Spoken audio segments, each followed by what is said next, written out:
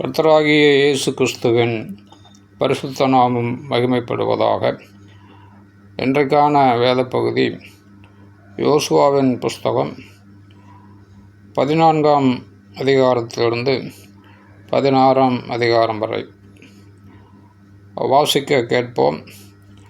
இந்த வேத வாக்கியங்களை வாசிக்கிறவனும் அதை கேட்கிறவர்களும் அதன்படி கை கொண்டு நடக்கிறவர்களும் பாக்கியவான்கள். வாசிப்போம்.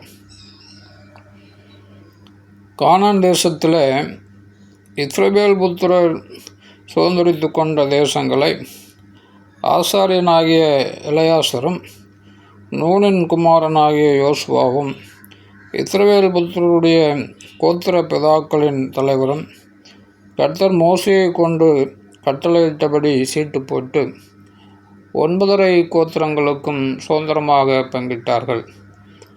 மற்ற 2.5 கோத்திரங்களுக்கும் மோசே யோர்தானுக்கு அப்புறத்தில் சுதந்திரம் கொடுத்திருந்தான். லேவியருக்கு மாத்திரம் அவர்கள் நடுவே சுதந்திரம் கொடுக்கவில்லை. மனாசே எப்ராயிம் என்னும் யோசேப்பின் புத்திரர் 2 கோத்திரங்களானார்கள்.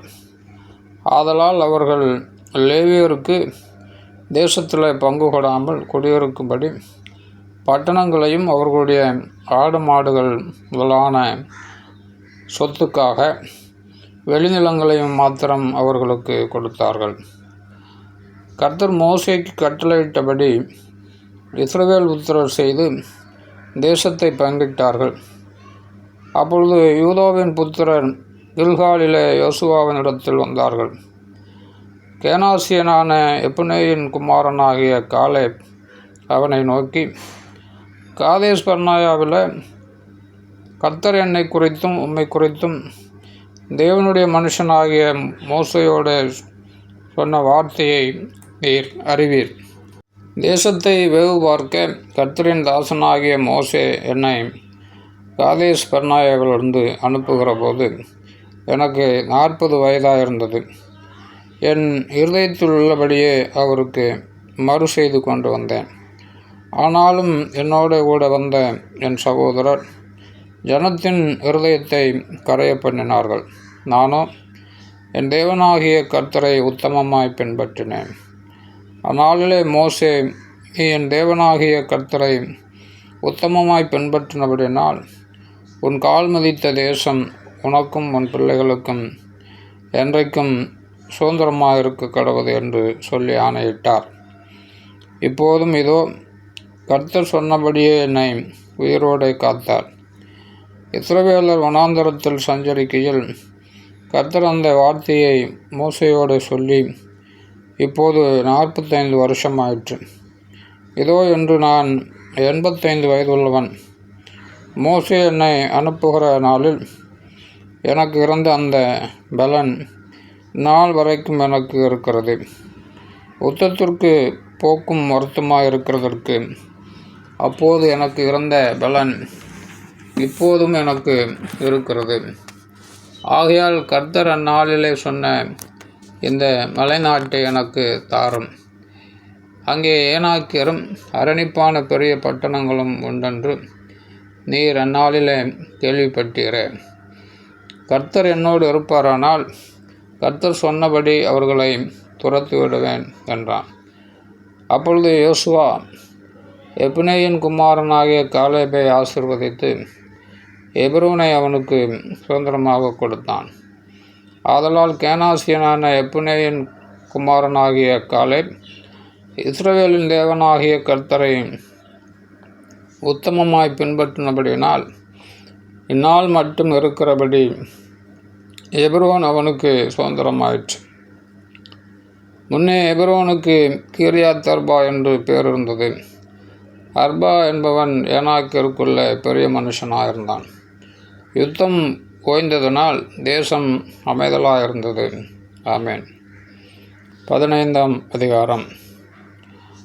யூதா புத்திரரின் கோத்திரத்திற்கு அவர்களுடைய வம்சங்களின்படி உண்டான பங்கு வீதமாவது, ஏதோமின் எல்லைக்கு அருகான சீன் வனாந்தரமே தென்புறத்தின் கடையெல்லை. தென்புறமானவர்களுடைய எல்லை உப்புக்கடலின் கடைசியில் தெற்கு முகமாக இருக்கிற முனைதுவைக்கு தென்புறத்தில் இருக்கிற அக்ராபேமின் மேடுகளுக்கும் அங்கே இருந்து சீனுக்கும் போய் தெற்கே இருக்கிற காதேஸ் பர்னாயாவுக்கு ஏறி எஸ்ரோனை கடந்து ஆதாருக்கு ஏறி கர்காவை சுற்றி போய் அஸ்மோனுக்கும் அங்கே இருந்து எகிப்தின் ஆற்றுக்கும் சென்று கடல் மட்டும் போய் முடியும். இதுவே உங்களுக்கு தென்புறமான எல்லையாக இருக்கும் என்றான். கீழ்ப்புறமான எல்லை யோர்தான் முகத்துவாரம் மட்டும் இருக்கிற உப்புக்கடல்.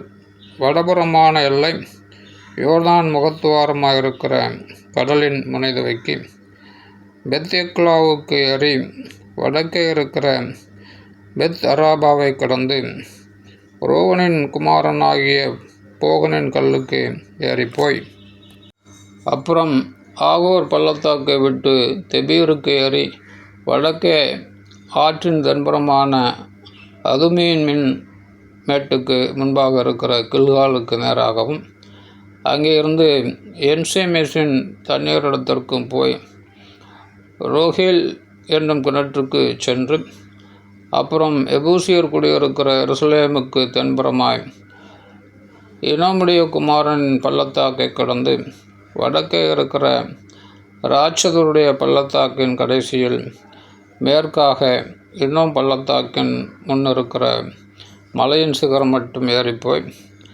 அந்த மலையின் சிகரத்திலிருந்து நெப்தோவின் நீரூற்றுக்கு போய் எப்ரோன் மலையின் பட்டணங்களுக்கு சென்று கீரியாத் ஏயாரிமாகிய பாலாவுக்கு போய் பாலாவிலிருந்து மேற்கே சேயீர் மலைக்கு திரும்பி வடக்கே இருக்கிற கெசலோன் ஆகிய ஏயாரிம் மலைக்கு பக்கமாக போய் பெத்சிமேசுக்கு இறங்கி திம்னாவுக்கு போய் அப்புறம் வடக்கே இருக்கிற எக்ரோனுக்கு பக்கமாய் சென்று சிக்ரோனுக்கு ஓடி பாலாமலையை கடந்து யாப்னியலுக்கு சென்று கடலிலே முடியும்.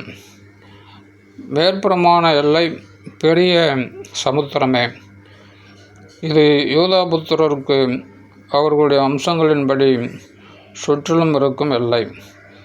எப்னேயின் குமாரனாகிய காலேபுக்கு யோசுவா கர்த்தர் தனக்கு கட்டளையிட்டபடி ஏனாக்கின் தகப்பனாகிய அர்பாவின் பட்டணமான எப்ரோனை யூதாபுத்திரரின் நடுவே பங்காக கொடுத்தான்.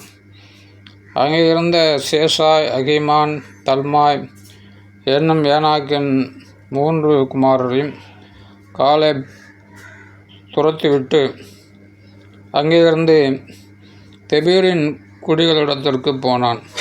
முற்காலத்தில் தெபீரின் பேர் கீரியாத் செப்பேர்.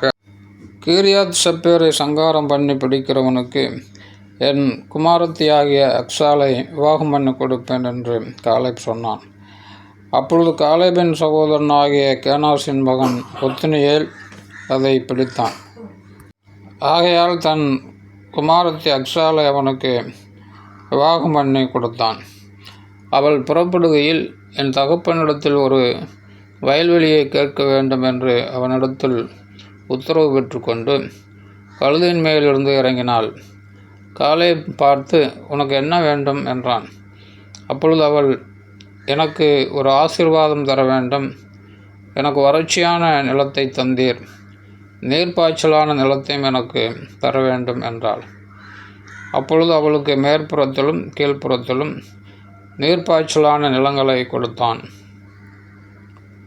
யூதா புத்திரருக்கு அவர்களுடைய வம்சங்களின்படி உண்டான சுதந்திரம் என்னவென்றால், கடையாந்திர தென்புறமான ஏதோமின் எல்லைக்கு நேராய் யூதா புத்திரரின் கோத்திரத்திற்கு கிடைத்த பட்டணங்களாவன கப்சேல், ஏதேர், யாகூர், கீனா, திமோனா, அதாதா, கேதேஸ், ஆத்சோர், இத்னான், ஷீப், தெலேம், பெயாலோத், ஆத்சோர், அதாத்தா, கீரியோத், எஸ்ரோன் என்னும் ஆத்சோர், ஆமாம், சேமா, முலாத்தா, ஆத்சார்காத்தா, எஸ்மோன், பெத்பலேத், ஆத்சாசுவால், பேர்ஷபா, பிஸ்யோத்தியா, பாலா, ஈயும், ஆத்சேம், எல்தோலாத், கெசில், ஒர்மா, சிக்லாக், அத்மன்னா, சன்சன்னா,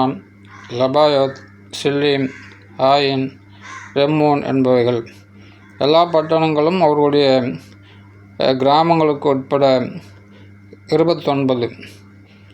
பள்ளத்தாக்கு நாட்டில் எஸ்தாவல், சோரியா, அஸ்னா, சனோகா, என்கன்னீம், தப்புவா, ஏனாம், யர்மூத், அதுல்லாம், சோக்கோ, அசேக்கா, சாராயிம், அதித்தாயும், கெதேரா, கெதேரோத்தாயம் இந்த பட்டணங்களும் அவைகளுடைய கிராமங்களுக்கு உட்பட 14.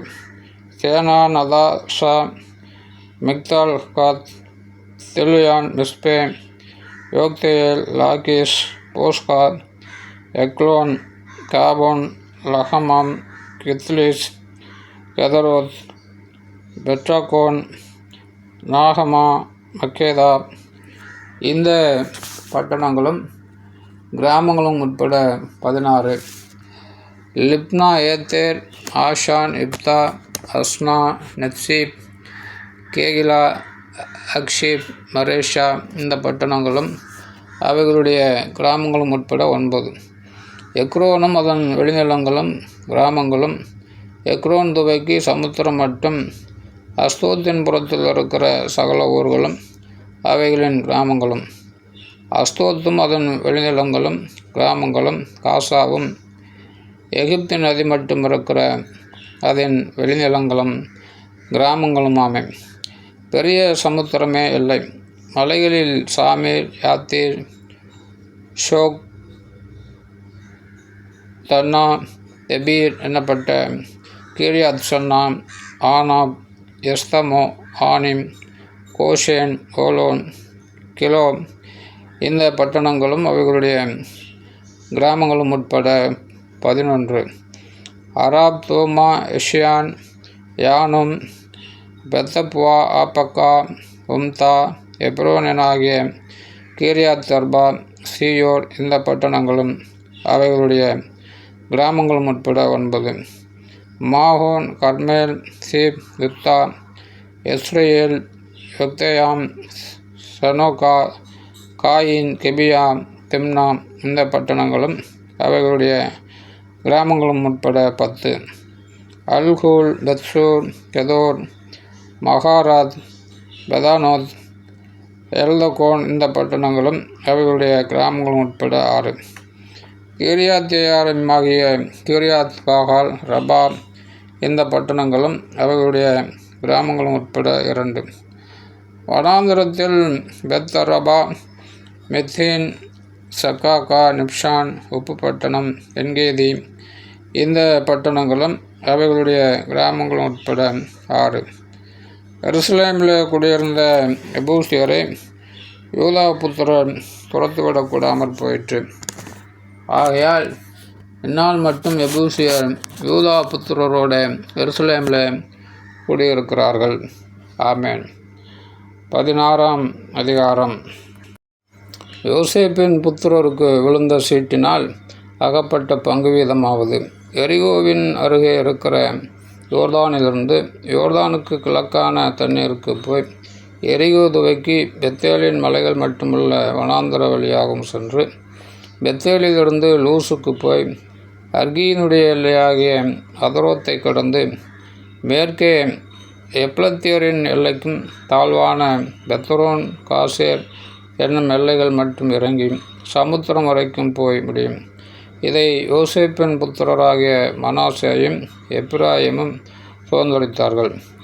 எப்பிராயிம் புத்திரருக்கு அவர்களுடைய அம்சங்களின்படி உண்டான சுதந்திரத்தினுடைய கிழக்கு எல்லை அதரோத் அதார் துவக்கி மேலான பெத்ரோன் மட்டும் போகிறது. மேற்கு எல்லை மிக்மேத்தாத்திற்கு வடக்காக சென்று கிழக்கே தானாத் சீலோவுக்கு திரும்பி அதை யனோகாவுக்கு கிழக்காக கடந்து யனோகாவிலிருந்து அத்ரோத்திற்கும் நகராத்திற்கும் இறங்கி எரிகோவின் அருகே வந்து யோர்தானுக்கு செல்லும். தப்புவாவிலிருந்து மேற்கு எல்லை கானா நதிக்கு போய் சமுத்திரத்திலே முடியும். இது எப்பிராயிம் புத்திரரின் கோத்திரத்திற்கு அவர்கள் வம்சங்களின்படி உண்டான சுதந்திரம். பின்னும் எப்பிராயிம் புத்திரருக்கு பிரத்யேகமாய் கொடுக்கப்பட்ட பட்டணங்களும் அவைகளின் கிராமங்களும் எல்லாம் மனாசே புத்திரருடைய சுதந்திரத்தின் நடுவே இருக்கிறது. அவர்கள் காசேரிலே குடியிருந்து கானானியரை துரத்திவிடவில்லை. ஆகையால் கானானியர் இந்நாள் மட்டும் இருக்கிறபடி எப்பிராயிமிற்குள்ளே குடியிருந்து பகுதி கட்டுகிறவர்களாய் சேவிக்கிறார்கள். ஆமென்.